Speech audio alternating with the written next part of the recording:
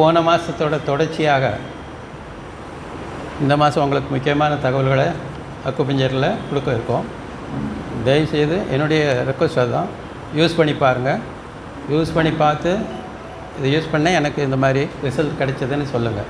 Result கிடைக்கலைன்னா என்ன பிரச்சனை உங்களுக்கு அப்படிங்கிறத நான் அடுத்த மீட்டிங்கில் சொல்கிறேன். இந்த மீட்டிங் முடிஞ்ச பிறகு உங்களுக்கு ஏதாவது பிரச்சனை இருந்து எனக்கு ட்ரீட்மெண்ட் கொடுக்கணும் அப்படின்னு சொன்னீங்கன்னா ட்ரீட்மெண்ட் கொடுக்கவும் ரெடியாக இருக்கிறோம். எந்த வலியாக இருந்தாலும் வித்தின் செகண்ட்ஸில் குணப்படுத்துகிற மாதிரி அக்குபஞ்சர் அட்வான்ஸாக போயிட்டுருக்கு. இப்போ நம்ம சொல்கிறது டிசிஎம்ங்கிற சைனீஸ் மெடிசன் தான் இது இப்போதைக்கு நான் எடுக்கிறது.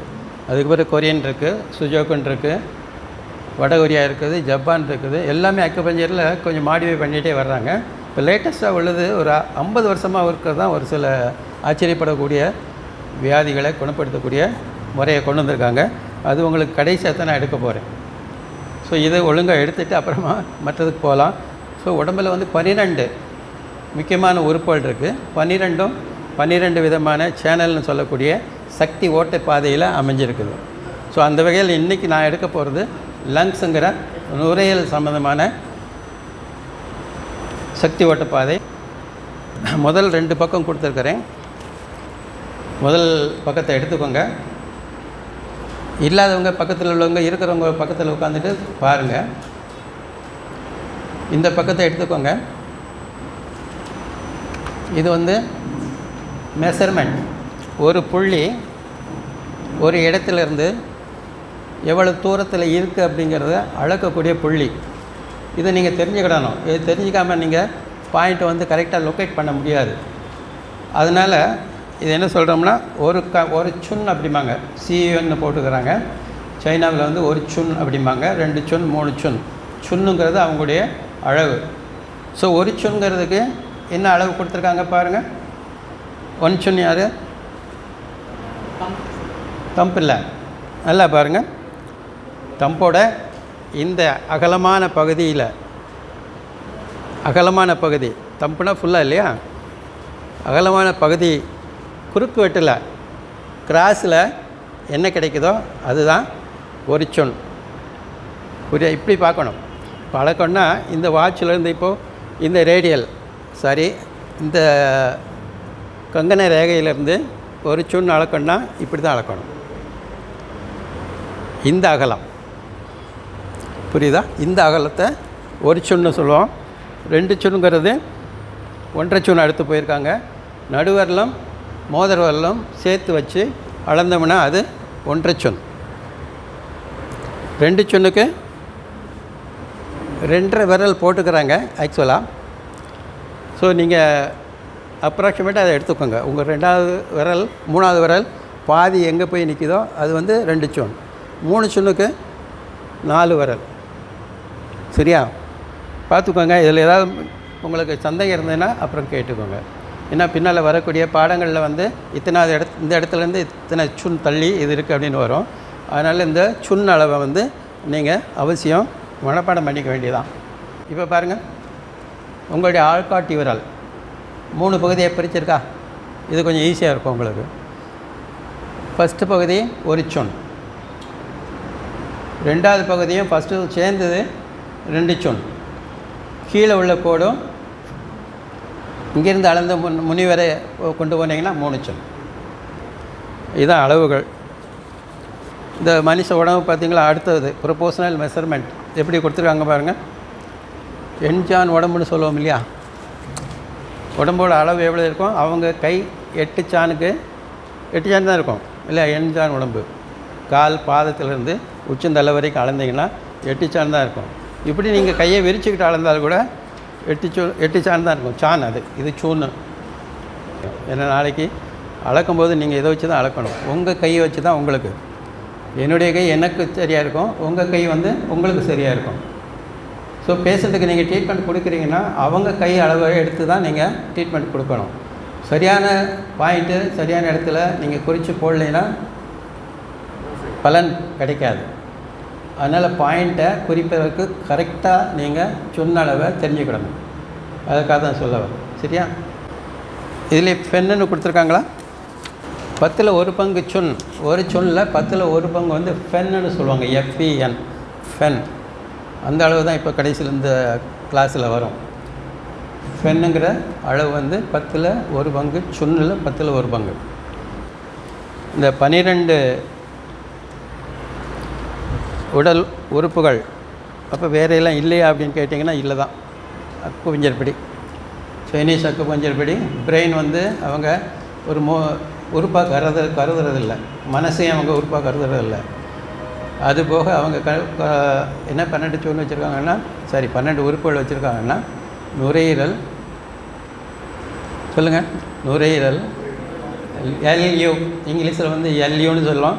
நீங்கள் எங்கேயாவது போனீங்கன்னா LU 4 LU 1 அப்படின்லாம் இருக்கும். லங். ஸோ நான் சொல்லியிருக்கேன் ஏற்கனவே, இணை உறுப்புகள். லங்குக்கு இணை உறுப்பு லார்ஜ் இன்டெஸ்டைன்கிற பெருங்குடல். So LU lung, LI large intestine. லங்ஸுங்கிறது காலையில் அதிகாலையில் 3லேருந்து 5 மணி வரைக்கும் நல்லா வேலை செய்யும். அந்த உறுப்புக்கு மூச்சு சம்மந்தமான எந்த ஒரு பிரச்சனை வந்தாலும் அதிகாலை 3 மணிலேருந்து 5 மணிக்குள்ளே ட்ரீட்மெண்ட் கொடுத்தீங்கன்னா அது சரியாகும். பார்த்திங்கன்னா இந்த ஆஸ்மா ப்ராப்ளம் இருக்கிறவங்களுக்கு அல்லது ஏதோ ஒரு ஹார்ட் ப்ராப்ளம் இருந்து மூச்சு வாங்குறவங்களுக்கு அதிகாலை 3லேருந்து 5க்குள்ளே தான் நடக்கும். அந்நேரம் இந்த லங்ஸுக்கு ட்ரீட்மெண்ட் கொடுத்தீங்கன்னா சரியாக போயிடும், உடனே சரியாகும். மற்ற நேரத்தில் பண்ணிங்கன்னா லேட் ஆகும், அவ்வளோதான். சரியாகாமல் இருக்காது, லேட் ஆகும். அதனால் அந்த நேரம் அறிஞ்சு கொடுத்தீங்கன்னா நல்லாயிருக்கும். அந்த நேரத்தில் லங்ஸில் நீங்கள் ட்ரீட்மெண்ட் கொடுக்கலாம். 12 மணி நேரம் தான் அப்படின்லாம் நினைக்காதீங்க. அது முடியலை, பேசுகிற 3 மணிக்கு 5 மணிக்கெல்லாம் வரமாட்டாங்க. இல்லை எனக்கு பண்ணனா தூங்கிட்டு இருப்பேன். அப்போ என்ன செய்யுது அப்படின்னீங்கன்னா, ஈவினிங் நேராக அப்படியே போய்ட்டுங்க. 3 to 5 12 மணி நேரம் கழித்து இந்த 3 to 5 ஈவினிங் கொடுத்தாலும் லங்ஸு நல்லா வேலை செய்யும்.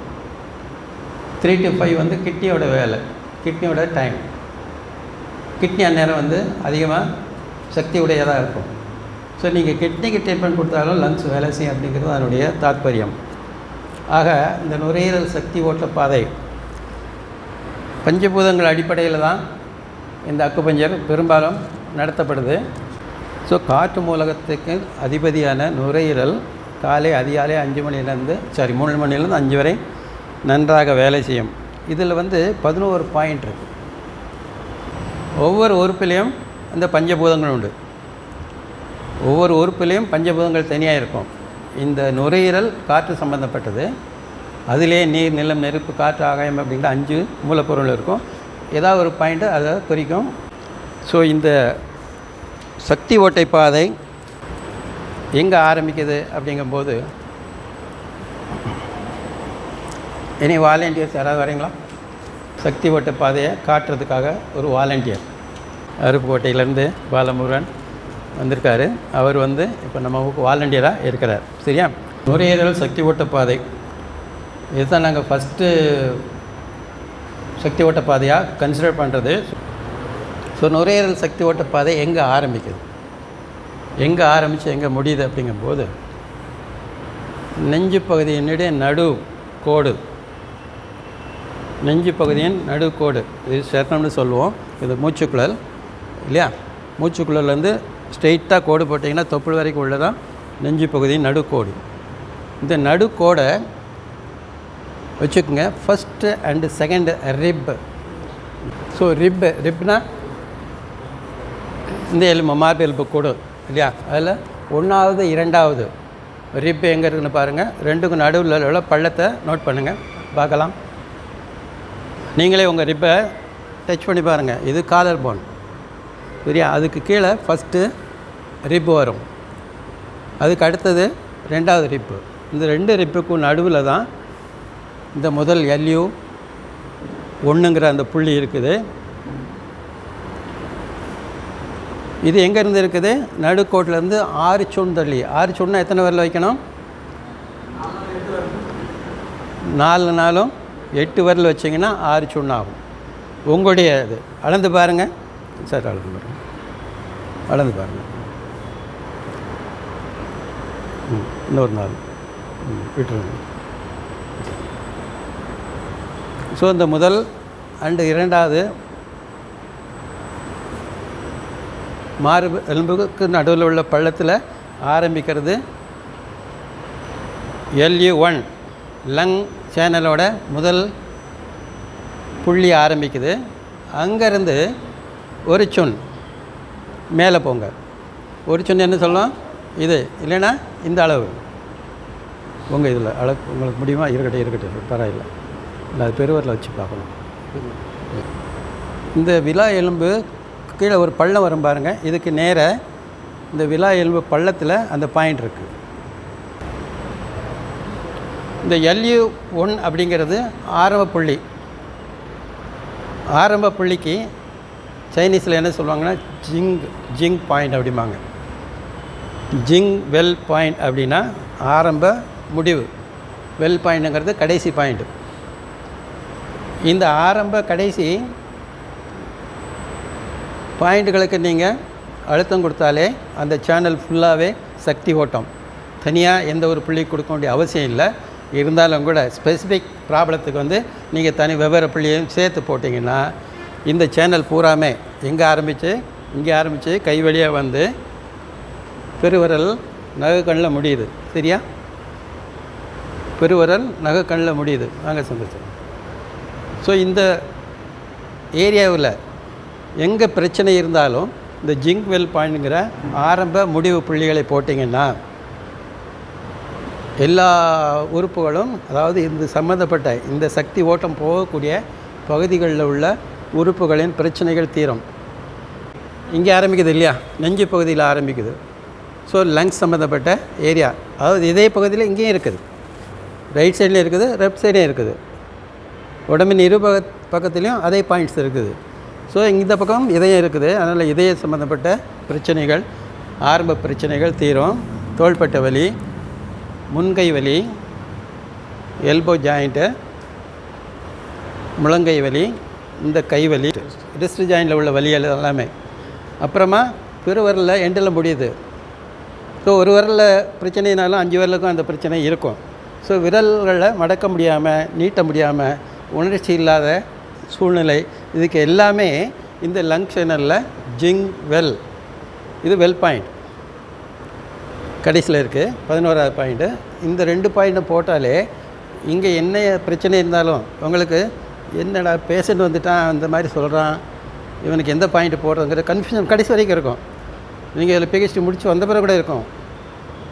அதனால் அந்நேரம் போய் ரெஃபர் பண்ணிங்கன்னா நமக்கு மரியாதை இருக்காது. அதனால் ஜிங்வெல் பாயிண்ட்டை போட்டுட்டு அப்புறமா யோசித்து பார்த்துட்டு, ஸோ இவருக்கு ஆஸ்மா, இவருக்கு பிரச்சனை இருக்கா சார்? இல்லை, இவருக்கு இல்லை. இருந்தாலும் இப்போ நம்ம இவருக்கு ஆஸ்மா இருக்குன்ட்டு இவருக்கு ஒரு வியாதியை கொடுத்துட்டோம். இந்த ஆஸ்மாவுக்கு ஸ்பெசிஃபிக் பாயிண்ட் என்னென்னா LU பை லங்ஸோட 5வது புள்ளி. கையை மடக்குனிங்கன்னா இந்த எல்போ க்ரீஸில் சென்டரில் பாருங்கள் ஒரு நரம்பு தெரியும். அழுத்தி பாருங்கள், நரம்பு தெரியுதா? இந்த நரம்பின் வெளிப்பக்கம், இந்த நரம்பின் வெளிப்பக்கம் இருக்கிறது LU5. நல்லா பார்த்துக்குங்க. அந்த க்ரீஸில் தான் போடணும், மேலே கீழே போடக்கூடாது. இந்த க்ரீஸில் அந்த நரம்பு இந்த துடிக்குது பாருங்கள், அதுக்கு பக்கத்திலே பெருவிரல் சைடில் LU5ங்கிற அந்த 5வது புள்ளி இருக்குது. ஸோ மூக்கு அடைப்பு, மூச்சு திணறல், அது ஒரு சில ஹார்டியாக் ப்ராப்ளம் இருந்ததுன்னா கார்டியாக் ஆஸ்மான்னு சொல்லக்கூடிய அந்த ஆஸ்மா இருக்கும். நுரையீரலில் பிரச்சனை, சளி கட்டி இருக்குது, DP இருக்குது அப்படின்னா அது நுரையீரல் சம்மந்தப்பட்ட ஆஸ்மாவாக இருக்கும். ஸோ எந்த ஆஸ்மாவுக்கும் இந்த புள்ளியை போட்டிங்கன்னா கேட்கும். சரியா? போயிடுத்து முதல்ல இருக்கட்டும். இப்போ அடுத்ததாக LU1 2 போட்டாச்சு, 5 போட்டிருக்கோம். 3 எங்கே இருக்குது அப்படின்னு பார்க்கும்போது கையை கீழே போடுங்க. நல்லா பார்த்துக்குங்க. இது ஆக்சியல் கிரீஸ்னு சொல்லுவோம். கை உடம்போடு சேரக்கூடிய இந்த இடம் வந்து இந்த மடிப்பு ரேகை முடியக்கூடிய இடம் ஆக்சியல் கிரீஸ். சரியா? இங்கே இருந்து நேர கோடு போடுங்க. கையில் போட்டு போங்க. இந்த இது வந்தது இல்லையா, இது இப்படி வருது. இங்கே இந்த சக்தி ஓட்ட பாதை சென்டராக வராது. கையினுடைய இந்த நடுவுக்கும் இந்த புறக்கைக்கும் நடுவில் வரும். இங்கேருந்து எத்தனை சுன் போட்டிருக்காங்க பாருங்கள், 3 சுன் இல்லையா? இந்த ரேகை முடிகிற இடத்துலேருந்து அளந்தீங்கன்னா 3 சுன், 4 விரலோட முடிவில் இருக்கிற பாயிண்ட்டு LU3. இதிலிருந்து ஒரு சுன் கீழே நேர்கோட்டிலே தான் இருக்கும். நேர்கோட்டிலே இது LU4. சரியா? இது ஒரு முக்கியமான பாயிண்ட்டுங்க இந்த ரெண்டும். சமீபத்தில் ஒரு 2 வருஷம் ஆச்சுன்னு நினைக்கிறேன், போன மாதம் கூட அந்த பேப்பரில் வந்தது. ஒரு பெண்ணுக்கு 10 வயசு குழந்தை ஸ்கூலில் போயிட்டுருக்கு. உடம்பு பூரா அங்கங்கே ரத்தம் ஒடிக்கிட்டே இருக்கும். என்ன காரணம்னு யாராலையும் கண்டுபிடிக்க முடியலை. மூக்கிலேருந்து வரும், உள்ளங்கையிலேருந்து வரும், மார்புலேருந்து வரும், வயிற்றுலேருந்து வரும். எங்கேயெல்லாம் உடம்புன்னு இருக்கோ அங்கேயெல்லாம் அப்பப்போ ரத்தம் ஒழுகிக்கிட்டே இருக்கும். கிட்டத்தட்ட அந்த பேரண்ட் என்ன சொல்கிறாங்கன்னா, 5 லட்ச ரூபா நாங்கள் செலவழிச்சிட்டோம். பெங்களூர், சென்னை, மதுரை, டெல்லி வரைக்கும் கூட நாங்கள் போய் பார்த்தோம். எந்த ஆஸ்பத்திரியிலையும் எல்லாருமே திருப்பி இந்த டெஸ்ட் பண்ணு அந்த டெஸ்ட் பண்ணு சொல்கிறாங்களே தவிர மூல காரணம் என்னென்னு தெரியலை யாருக்கும்.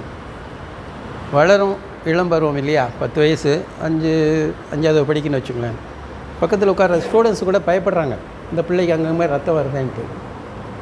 இப்போ இந்த ஸ்கூல் போக முடியாத ஒரு சூழ்நிலை வந்த பிறகு என்ன ஆகுதுன்னா, இந்த அக்குபஞ்சரை பற்றி கேள்விப்பட்டுக்கிறாங்க. இவங்க கேள்விப்படுறதுக்கு முந்தையே அவங்க ரிலேட்டிவ் ஒருத்தர் அக்குபஞ்சர் படிச்சிட்ருக்கிறார். அவர் இந்த பிரச்சனையை கேள்விப்பட்டு நேரடியாக அவரே வாலண்டியராக போயிடுறாரு. போய் நான் ஒரு 2 பாயிண்ட் கொடுக்குறேன்ப்பா, நீ ஒன்றும் கவலைப்படாத, சரியாகும் அப்படிங்கிற தைரியம் கொடுத்து இந்த LU3, LU4 இந்த 2 பாயிண்ட்லேயும் அக்கு ப்ரெஷர் தான் கொடுக்குறாரு, ஊசி போடலை. இந்த மாதிரி 2 விரலை வச்சு ஒரு 20 நிமிஷம் அதை ப்ரெஸ் பண்ணிக்கிட்டே இருக்கிறார். அந்நேரம் அந்த பிள்ளைக்கு ஒரு இடத்துல ரத்தம் ஒழுகிக்கிட்டு இருக்கு. இவர் அந்த 20வது நிமிஷம் பார்த்திங்கன்னா அந்த இடம் ரத்தம் ஒழுகிற நின்று போச்சு. அன்னைக்கிலேருந்து இன்றைக்கு வரைக்கும் அந்த பிள்ளைக்கு இந்த பிரச்சனை இல்லை. ஒரு சிலருக்கு மூக்கில் என்னமோ எலும்பு சொல்லுவாங்க இல்லையா, அடிபட்டதுன்னா ரத்தமாக கொட்டிகிட்டு இருக்கோம். சரியா? அந்த ரத்த ஒழுக்காக இருந்தாலும் இதை நிப்பாட்டும். அதிகமாக மென்சஸ் ஆகக்கூடிய, தொடர்ந்து போடக்கூடிய மென்சஸ் கட்டுக்குள் கொண்டு வரும். 28 நாளைக்கு ஒருக்க மென்சஸ் வர மாதிரி இந்த 2 பாயிண்ட்டை யூஸ் பண்ணி, இன்னொரு பாயிண்ட் இருக்குது, அதை அடுத்த மாதம் சொல்லுவேன், அதையும் சேர்த்து போட்டிங்கன்னா மென்சஸ் ப்ராப்ளம் கட்டுக்குள் வரும். 15 நாளைக்கு ஒருக்க மென்சஸ் ஆகக்கூடிய பேஷண்ட் ஒருத்தர் வந்தாங்க, லேடி தான். அவங்களுக்கு இந்த 2 பாயிண்ட்டோட LU9 அப்படிங்கிற இன்னொரு பாயிண்ட்டு போடும்போது அவங்களுக்கு 28 நாளைக்கு ஒருக்க போக ஆரம்பிச்சிடுது. கிட்டத்தட்ட 1 வருஷம் ஆகுது. அந்த பேஷண்ட் 1 வருஷமாக அவங்களுக்கு கரெக்டாக 28 நாள், 3 நாள் இருக்கும், 4வது நாள் அப்படியே எட்டி பார்த்துட்டு போயிடும். அதுதான் சரியான மென்சஸ் பீரியடு. அதை கொண்டு வந்தோம். இதில் முடியும். அதனால தான் LU3 அண்ட் LU4 அண்ட் LU9ன்ட்டு இன்னொரு பாயிண்ட் இருக்குது, மணிக்கட்டு ரேகையோட எண்டில். இங்கே பாருங்கள், இங்கே ஒரு எலும்பு இருக்கு இல்லையா, இந்த பெருவிரல் எலும்பு வருது இல்லையா, அதுக்கு முன்னால், அதை ஒட்டி அதுக்கு முன்னால் LU9. இது ரத்தம் சம்பந்தமான எந்த வியாதியாக இருந்தாலும், ரத்தம் கம்மியாக இருந்தாலும் சரி, ஹீமோகுளோபின் கம்மியாக இருந்து ரத்த ஓட்டம் கம்மியாக இருக்குது, மென்சஸ் சரியாக வரல, அல்ல அதிகப்படியான மென்சஸ் போகுது அப்படின்னாலும் இந்த LU9ங்கிற இந்த பாயிண்ட்டை ஸ்பெசிஃபிக் பாயிண்ட் ஃபார் பிளட்டு, இந்த பாயிண்ட்டையும் போட்டு பண்ணிங்கன்னா ரத்த சம்பந்தமான எந்த பிரச்சனைனாலும் சரியாக வரும். ஸோ LU3, LU4, LU5 மூச்சரிப்பு கண்டமான, அதாவது நான் சொன்ன மெயினான பிரச்சனையை தான் சொல்கிறேன். மீதி உள்ளதெல்லாம் இதெல்லாம் இது சரி பண்ணமுட்டு அதிலே இருக்குது, அதை பார்த்துக்கோங்க. இப்போ LU5 எடுத்தோம். LU5 என்னென்ன போட்டுக்கிறான்? தீரும் நோய்கள், சுவாச கோளாறு, ஆஸ்மா, தோல் வியாதி. தோலை அக்குபஞ்சரில் ஒரு உறுப்பாக அவங்க கன்சிடர் பண்ணுறதில்லை. ஆனால் LUங்கிற இந்த லங், நுரையீரல் தோலுக்கு சம்மந்தப்பட்ட எந்த வியாதியாக இருந்தாலும் சரி பண்ணும். அதுக்கு நீங்கள் LU9 யூஸ் பண்ணணும். ஏன்னா ரத்தத்தை சுத்தம் பண்ணக்கூடிய ஒரு புள்ளி. இதை போட்டுட்டு LU5 போட்டிங்கன்னா தோலில் இருக்கக்கூடிய வியாதிகள் சொரியாசிஸ் முதற்கொண்டு சரி பண்ணுறோம். நாளாகுமே தவிர ஆனால் சரி பண்ணிடலாம். கொஞ்சம் கொஞ்சமாக குறைஞ்சிட்டு வர்றது நீங்களே இது பண்ணிக்கலாம். சொரியாசிஸ் வேறு எதுலேயுமே சரி பண்ண முடியாது. அலோபதிலையும் சித்தாவிலையுமே சரி பண்ண முடியல அவங்களால. நான் பண்ணுறேன்னு சொல்லி 6 மாதம் 1 வருஷம் வர சொல்கிறாங்களே தவிர சரி பண்ணுறதில்ல.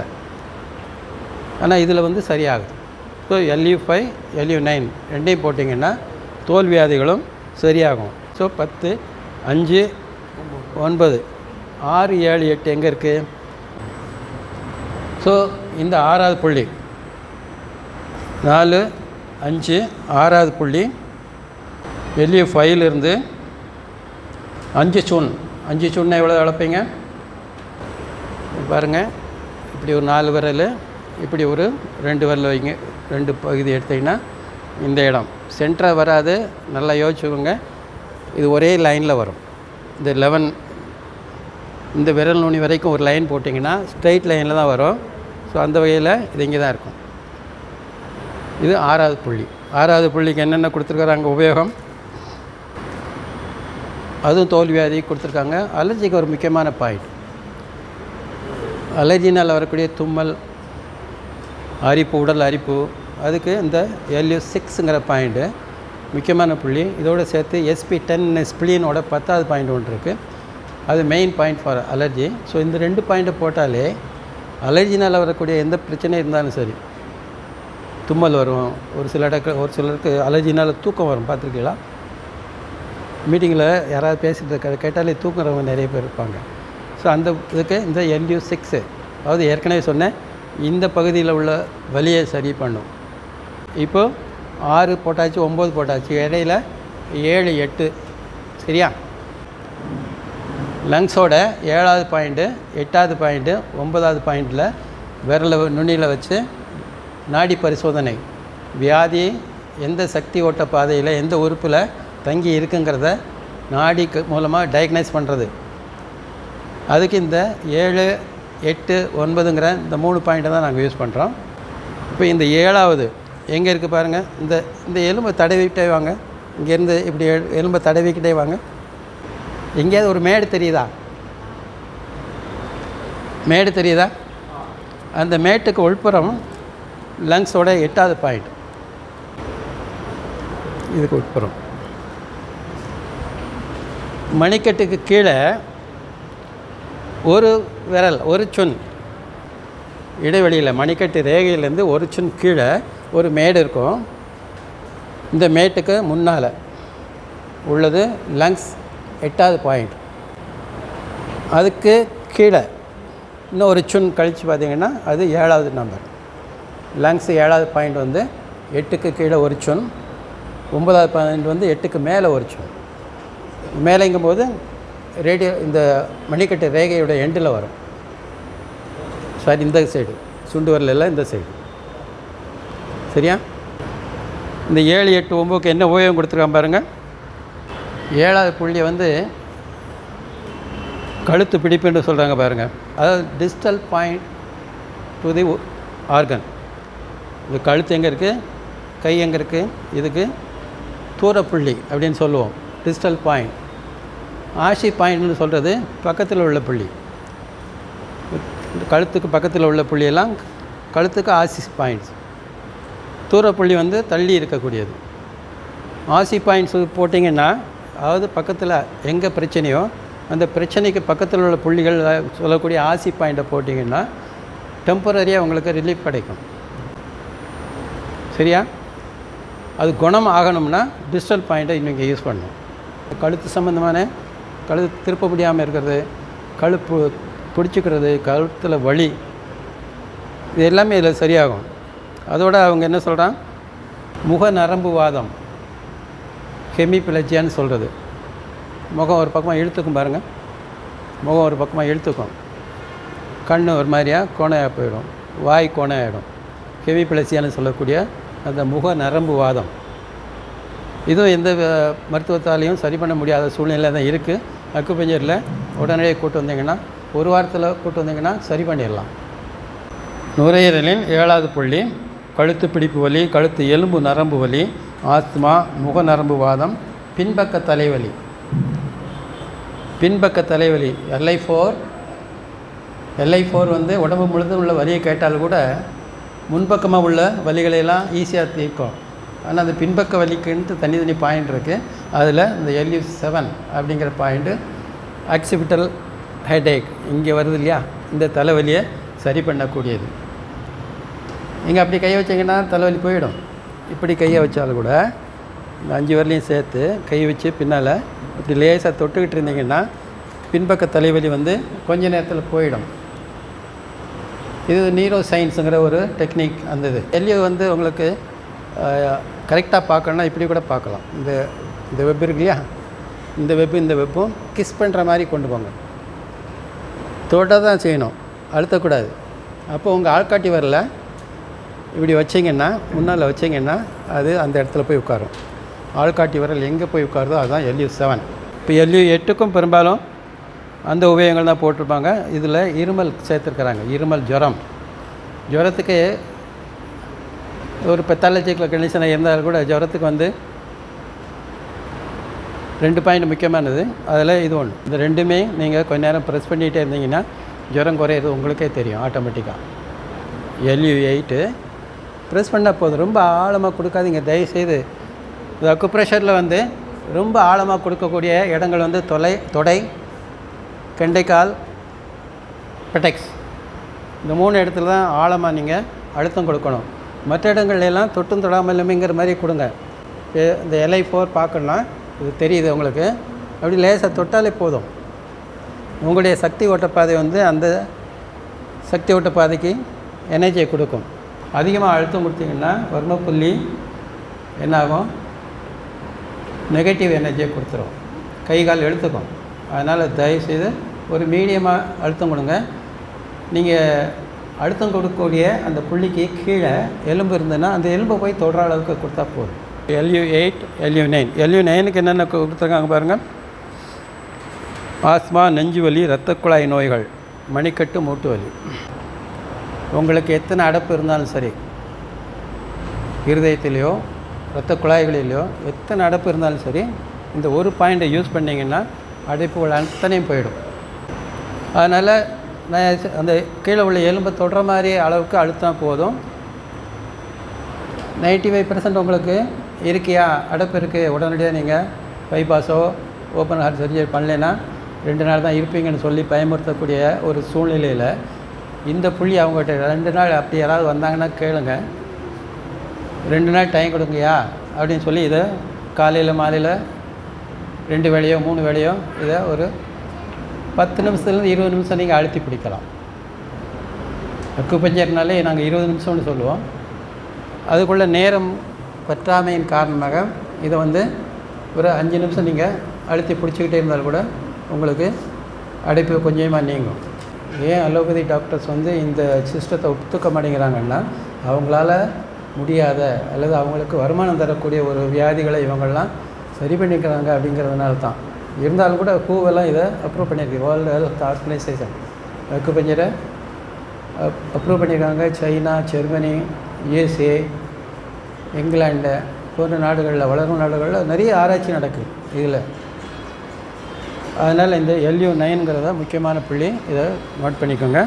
அடுத்ததாக LU10, இந்த மெட்டாகார்பல் போன்னு சொல்லுவோம். இந்த எலும்போட விரல் எலும்புகளுக்கு மெட்டாகார்பல் போன்னு சொல்லுவோம்.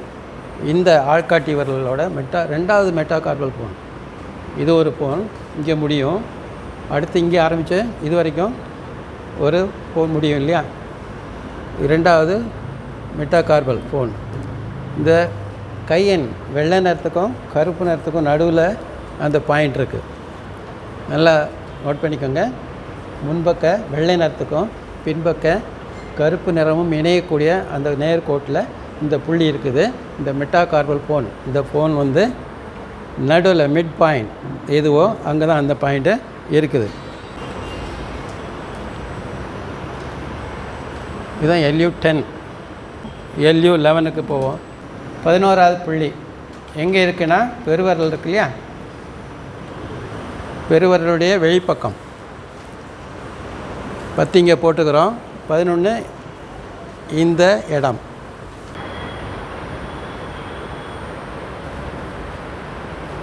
இது பெருவிரல், இது நகம். சரியா? பெருவிரலோட இப்படி இருக்கும் பாருங்கள். இங்கே ஒரு ப்ரொஜெக்ஷன் வரும் இல்லையா, நடுவில் விரலோட நகக்கண்ணில் நடு நகத்தில் கொஞ்சம் வெளியில் தள்ளின மாதிரி இருக்கும். அங்கேருந்து ஒரு நேர்கோடு போட்டு, அதே மாதிரி கீழே உள்ள கோடுலேயும் ஒரு ப்ரொஜெக்ஷன் இருக்கும், அதிலேருந்து நேர்கோடு போட்டு இந்த ரெண்டும் வெட்டக்கூடிய இந்த இடம் தான் LU11. அங்கே அழுத்தி பாருங்கள், உங்கள் விரலை வச்சு நீங்கள் அழுத்தி பாருங்கள். இப்படி அழுத்தக்கூடாது, ஒரு பாயிண்டாக ஒரு பேனாவுடைய முனையை வச்சு அழுத்தி பாருங்கள். ஒரு பென்சில் இருந்ததுன்னா அதை வச்சு அழுத்தி பாருங்கள். இல்லை முடியலைன்னா நகத்தாலே அழுத்தி பாருங்கள். அங்கே வலி இருக்குது, அவங்களுக்கு வலி இருந்தால் அவங்களுக்கு நுரையீரல் சம்பந்தமான பிரச்சனை இருக்குது அப்படிங்கிறது அர்த்தம். வலி வந்து ஒரு இண்டிகேஷன். நுரையீரல் சம்பந்தமாக சளி கட்டியிருக்கலாம், டிபி இருக்கலாம், சிரோசிஸும் கூட, அல்விலோயை அந்த காற்று அடைச்சிருக்கிற அந்த டிஷ்யூவில் வந்து அடைப்பு இருக்கலாம், அந்த மாதிரி நிறைய இருக்கலாம். லங்ஸோட இணை உறுப்பு வந்து லார்ஜ் இன்டெஸ்டைன். இது என்ன ஏங்க சார்? லங் வந்து பெண் உறுப்பு, லார்ஜ் இன்டெஸ்டைன் ஆண் உறுப்பு. அதாவது இன் யாங் அப்படின்ட்டு ரெண்டாக பிரிக்கிறாங்க சைனாவில். இது இன் உறுப்பு, லார்ஜ் இன்டெஸ்டைன் லாங் உறுப்பு, சாரி ஆண் உறுப்பு. ஒன்றுக்கொன்று ஒத்து போனால் தான் பிரச்சனைகள் தீரும். ஸோ லங்ஸில் ஏதாவது ஒரு பிரச்சனைனா லார்ஜ் இன்டெஸ்டைன் அதை இணையுறுப்போட ஒரு பாயிண்டில் ட்ரீட் பண்ணிங்கன்னா குணமாகும். Thank you sir. திடீர்னு ஒருத்தர் மயக்கம் போட்டு விழுந்துட்டாங்கன்னா இந்த புள்ளியில் நல்லா வலிக்கிற மாதிரி அழுத்துங்க. இந்த இடம் மட்டும் நல்லா அழுத்தலாம், மற்ற இடத்துலாம் கொஞ்சம் மைல்டாக அழுத்தலாம். இந்த இடத்துல வந்து மயக்கம் போட்டு விழுந்தவங்களுக்கு மட்டும் நல்லா பிடிச்சி அழுத்திங்கன்னா நினச்சிடுவாங்க. இந்த LU11ங்கிற பாயிண்ட்டை பிடிச்சி நல்லா அவங்களுக்கு வலிக்கிற மாதிரி அழுத்தினீங்கன்னா மயக்கம் போட்டு விழுந்தவங்க உடனடியாக எழுந்திருவாங்க. இதே பிரச்சனைக்கு ஹோமாவாக இருந்தாலும் கூட சரி பண்ணக்கூடிய 2 புள்ளியை பற்றி ஏற்கனவே சொல்லியிருக்கிறேன். K1ங்கிற கிட்னியோட சிங்க் பாயிண்ட். காலோட விரலுக்கு கீழே பாருங்கள், 2 மேடு தெரியும் இல்லையா? பாருங்கள், காலத்துக்கு பாருங்கள். உங்கள் காலை நீங்கள் பார்க்குறதுக்கு தாங்க டைம். பார்த்து எங்கேயாவது பார்த்துருக்கல எப்போயாவது தூக்கி பாருங்கள். 2 மேடு தெரியுதா? பெருவிரலுக்கும் நடுவிரலுக்கும் நடுவில் இங்கிட்ட அங்கிட்ட 2 மேடு தெரியுதா? இந்த மேடு ரெண்டுமே கீழே போய் சந்திக்கக்கூடிய இடத்துல பள்ளம் தெரியுதா? அந்த பள்ளம் தான் K1ங்கிற கிட்னி பாயிண்ட். தாயின் வயிற்றில் இருக்கக்கூடிய கருவுக்கு போய் சேரக்கூடிய சக்தி ஓட்டம், உயிர் ஓட்டம் வந்து இந்த கிட்னி மூலமாக தான் தாயின் கிட்னி மூலமாக தான் போய் சேரும்.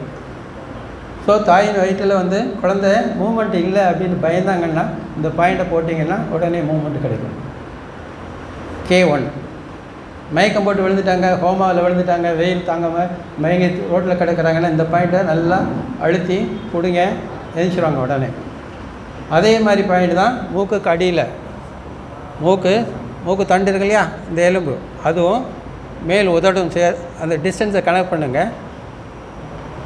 இந்த எலும்பினுடைய முனையிலேருந்து 1/3 இருக்கக்கூடியது, அதாவது மேல் உதடு உள்ள கம் இருக்கு இல்லையா, அந்த கம்மை ஒட்டி இருக்கக்கூடிய பாயிண்ட்டு Q6. T-ஓட 26வது பாயிண்ட். இதுவும் இதே பிரச்சனை தான். மயக்கம் போட்டு ஹோமாவில் இருக்கிறவங்களுக்கு இங்கே ஒரு அழுத்துங்க. அந்த நேராக அழுத்தி அந்த தண்டு வரைக்கும் அதை தூக்குனீங்கன்னா உடனே வச்சுக்குவாங்க. அதனால் இந்த 2 புள்ளியும் K1 DU26. டியூங்கிறது அந்த சேனலோட பேர். டியூ ஆளுமை சக்தி உடையது அப்படின்னு அர்த்தம். இந்த 2 புள்ளி ப்ளஸ்ஸு திடீர்னு மயக்கம் போட்டு விழு. ஹோமாவுக்கு இந்த LU11 வந்து உபயோகப்படாது. இது வந்து உங்களுக்கு அப்போ மயங்கி விழுகிறவங்களுக்கு, தாகத்தினால டீஹைட்ரேஷனால் வெயிலில் போகும்போது மயங்கி விழுகிறவங்க, தலை சுற்றி விழுகிறவங்களுக்கு இந்த பாயிண்ட் யூஸ் பண்ணுங்கள், நல்ல எஃபெக்ட் கிடைக்கும். இது ஒரு எமர்ஜென்சி பாயிண்ட் LU11. தேங்க்யூ.